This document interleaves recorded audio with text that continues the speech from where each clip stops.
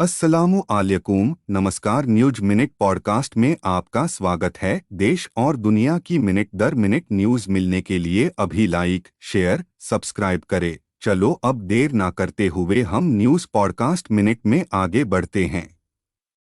विनाश के आदेशों के खिलाफ बुराड़ी के लोग सड़कों पर उतरे। यह बहुत लंबे समय तक रहा। जिस भूमि का उल्लेख किया जा रहा है, भूमि के दो खंड जहां वर्तमान में लगभग 1000 घर हैं, वह लंबे समय से वैध बहस में दबा हुआ है। एक वास्तविकता जिसमें रहने वालों ने गारंटी दी कि वे इसके बारे में कुछ भी नहीं जानते थे।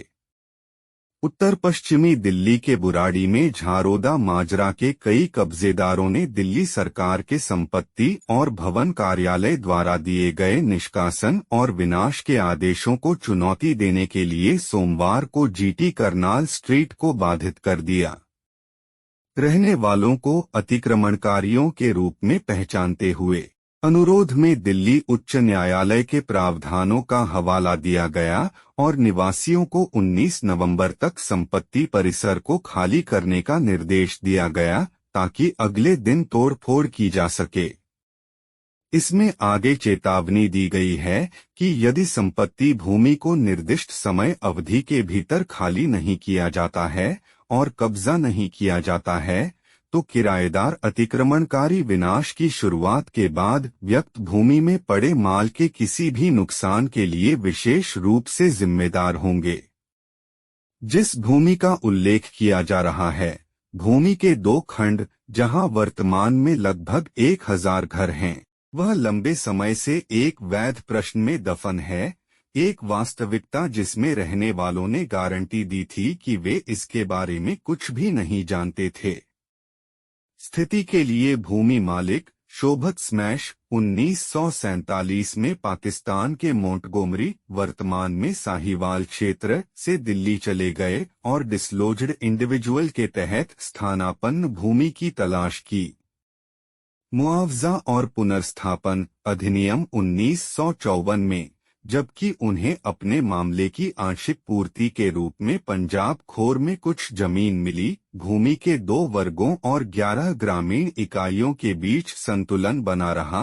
1961 में यह जमीन उनके बेटे स्मैश चंदर को झरोदा माजरा में दे दी गई। उस समय चंदर ने अदालत से अनुरोध किया, यह तर्क देते हुए कि जमीन उनके परिवार के लिए बहुत दुर्गम थी और उन्होंने कभी भी इसका वास्तविक स्वामित्व हासिल नहीं किया। 1995 में बुराड़ी हिस्से को हटा दिया गया और महरौली में जमीन का एक वैकल्पिक बंडल दिया गया। चंदर ने जमीन अपने नाम करा ली और खेती करने लगा। इसके बावजूद 1999 में महरौली आवंटन हटा दिया गया और बुराड़ी हिस्सा फिर से स्थापित कर दिया गया। 2016 में चंदर के पोते नीरज ने एक रिट अनुरोध दर्ज कराया कि उनके परिवार को अभी भी बुराड़ी में भूमि के 2 खंडों का स्वामित्व नहीं मिला है। कब्जेदारों के अनुसार उन्होंने आसपास के कृषकों से जमीन खरीदी थी और 1985 में ही इस क्षेत्र में बस गए थे। उन्होंने कहा कि 1 महीने पहले भूमि और भवन प्रभाग ने हटाने की कार्रवाई शुरू कर दी थी। शॉपिंग पैक बनाने वाले गौतम नंद शाह 57 ने कहा कि वह 1997 के आसपास यही रहते थे। हम आश्चर्यचकित थे। नोट देखकर हमें एहसास हुआ कि 1999 के आसपास एक मामला चल रहा था, लेकिन इसके बारे में कोई सुराग नहीं था। हमारे घर उस जमीन के पास थे, उन्होंने कहा। अदालत के रिकॉर्ड से पता चलता है कि घुसपैठियों को बाहर निकालने और स्वामित्व पर दोबारा कब्जा करने के अनुरोध 2019 में दिए गए थे। भूमि और भवन विभाग ने विस्तार की मांग की, लेकिन रहने वालों का दावा है कि उन्होंने उन्हें 1 महीने पहले तक सूचित नहीं किया था। हमारे घरों में बिजली और पानी के लिए सरकारी संस्थाएं हैं, क्या तब उन्हें एहसास नहीं हुआ कि एक वैध प्रश्न था? एमटीएनएल के पूर्व कर्मचारी बीबी सिंह 57 ने कहा। कब्जाधारियों ने हाल ही में उन्हें हटाने के खिलाफ याचिका दायर की, हालांकि उच्च न्यायालय ने स्थगन अनुरोध स्वीकार नहीं किया। इस बीच नीरज ने अपने क्षेत्र को लेकर प्रमोटर वरुण फोगाट द्वारा संबोधित उच्च न्यायालय में एक तिरस्कारपूर्ण अनुरोध दर्ज कराया।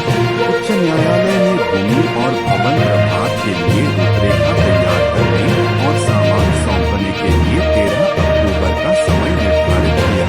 9 नवंबर को रहने वालों को नए निष्कासन पर ध्यान देना पड़ा।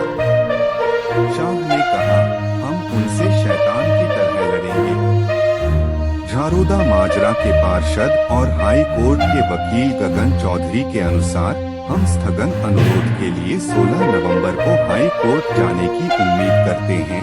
कानून के मुताबिक अगर सरकारी जमीन का कोई टुकड़ा 20 से अधिक समय से लावारिस है, वर्षों से यह कब्जा करने वाले के पास चला जाता है। पिछले 20 से 35 वर्षों से लोग यहाँ रहते हैं।